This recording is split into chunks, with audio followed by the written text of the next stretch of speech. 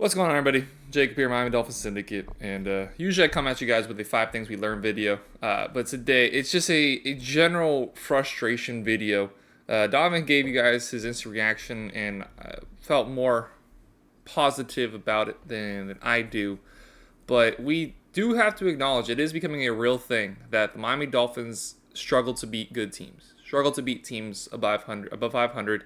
Haven't done that since the Bills game last year down in Miami. And in that game, we just sweated that out. They outgained us, time of possession. They had everything above us except for the final score. So we were very lucky to win that game last year to go to 3-0. But since then, it's been a lot of struggling in those moments when facing top competition. And the Chiefs team that we played yesterday, now a lot of people say, like, oh, we only lost by one score to the Chiefs. We had the ball with the opportunity to win it. Tyreek Hill doesn't drop that fumble, 14-point swing potentially. This is not the best Chiefs team we've seen. Now, the defense is certainly much better, which is something I'll get onto in a second, how this team struggles when we play good defenses. But this is definitely not the best Chiefs offense. This is one of the worst Chiefs offenses we've seen, if not the worst Chiefs offense we've seen since Patrick Mahomes has taken over at quarterback, since Andy Reid has taken over head coach. We have not seen an offense this bad from Kansas City Chiefs, where Noah Gray was their leading receiver, 3 catches, 34 yards. Patrick Mahomes doesn't have that go-to outlet outside of Travis Kelce, and the one thing we did very well was to take away Travis Kelce. 3 catches, 14 yards, completely nullified him. Rashee Rice, somebody who I thought was going to have a big game, potentially 2 catches, 17 yards. One of those was for a touchdown. But if Noah Gray is your leading receiver, there's a problem. But if you're still winning in spite of that, then okay, fair enough. And if you're the other team, if you're losing a game in which you let the Kansas City Chiefs have their leading receiver be Noah Gray, like, what went wrong? And there's a lot of things about this Dolphins team that I think we were starting to realize. The defense has gotten better.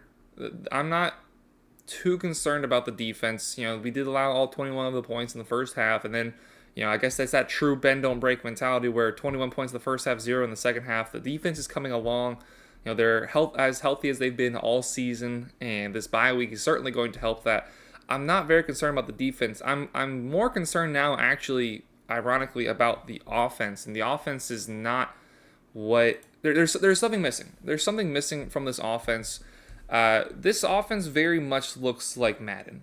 This is exactly what you want your offense to be in Madden. And it's actually, I play Madden quite frequently, and I play online. I pretty much always use the Dolphins, and I've only lost one game in about 3-4 weeks using the Dolphins. I've been playing pretty regularly. This Dolphins team works very well at Madden. You get guys with just a little bit of space, you get able to get the ball to them, and let them do the rest of the work. And speed breeds big plays. Underneath, over the top, underneath, over the top. There's a recipe there that, in theory, especially in a situation like Madden, it works. But this team is missing a few pieces. It's missing a soul. It's missing some of the traditional aspects of a football team, of a football offense that we thought would be fine, and we're kind of going with the way of the NFL. We don't have a star tight end. We don't have a star running back. We'll see what Achane ends up being. Those two positions are kind of being phased out from the NFL, where teams aren't paying top dollar to even top running backs. And then if you're not a top 5 tight end, you're probably going to be rotated around multiple teams. Like, there's a bunch of guys like Gerald Everett, who there's a lot of talent there, but he just keeps finding himself on a different team.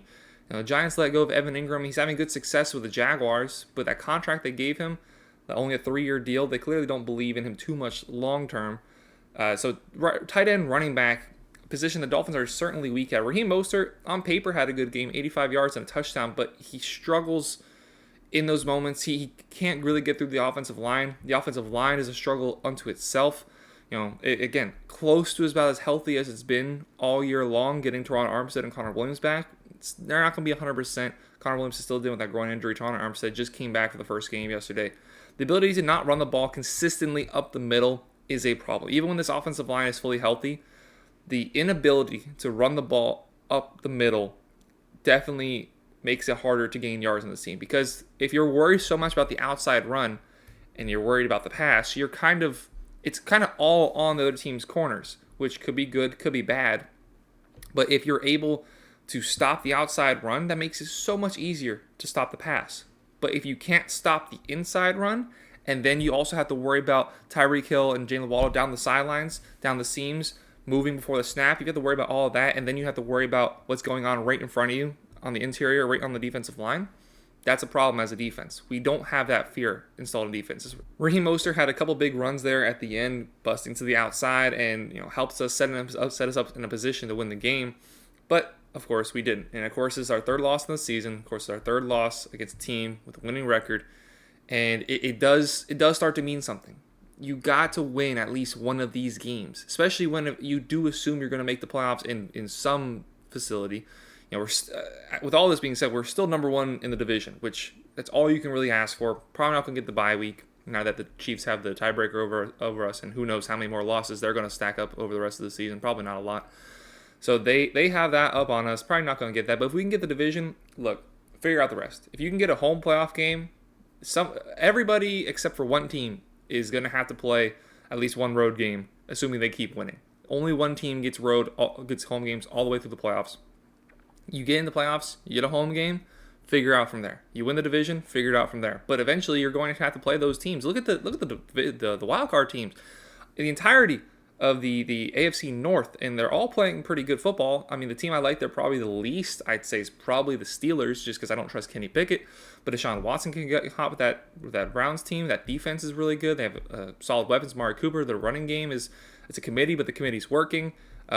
The Cincinnati Bengals are a top 3 team in football right now, if not maybe the best. It's definitely between them and the Ravens for the best in the AFC, and then of course the Eagles. But you have a top 3 team that's going to make the wild card. You do not want the Bengals coming in to Miami as a wild card team. That they have experience over the last few years, got to the Super Bowl already. Very easily could have got to the Super Bowl last year had it not been for a late defensive penalty. These are games you have to start winning, and just the Dolphins quite simply aren't winning.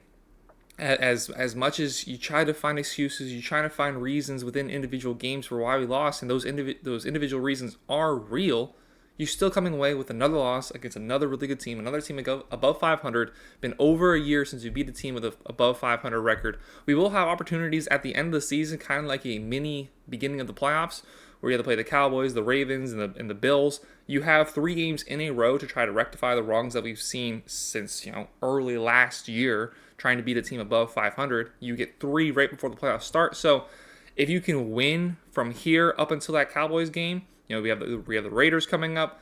We have the Jets coming up. We have a few teams on the schedule that are like, look, we definitely have to and can win these games. You have to win out to get to that up to that point in the season, because you have 3 difficult games. You can very easily lose all 3 of those games.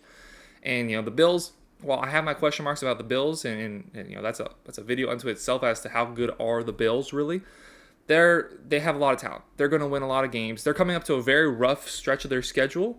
So if you can just give yourself that massive head start while they're losing games, while they might drop a game against the Chiefs, might drop a game against the Eagles, if you can just push yourself ahead by 2 or 3 games going into those last 3 run of games and pretty much solidify yourself a home game, perfect. But then the real work starts.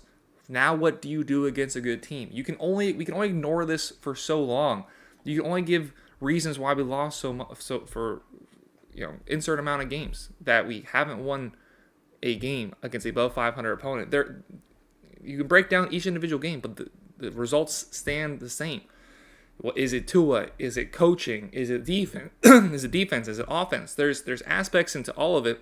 Like you look at the Bengals last night, and their offense, they definitely run a lot of pre-snap motion, but nowhere near as much as us. We're pretty much all, smoke and mirrors is the term I was looking for. Trying to trick the opponent, trying to get him to look one way and throw it the other. The Bengals are just, running straight up like, hey, T. Higgins, out route. Jamar, run a post. They don't complicate things a lot, and it works because of the quarterback they have at hand. I don't know. Well, like I said, we'll have opportunities later on in the season to prove ourselves right, but you got to win these games eventually. If you want to have chances at Super Bowl, which at this point, are we a Super Bowl team? I'd have to say no. I haven't seen us beaten a legitimately great team since Buffalo last year. Chargers, we thought they'd be great. They're not. We're going to see them play the Jets tonight. They could very easily lose that game to the Jets tonight. It could end up being a very ugly game. We have to start winning these games. If not, the season's over as it is.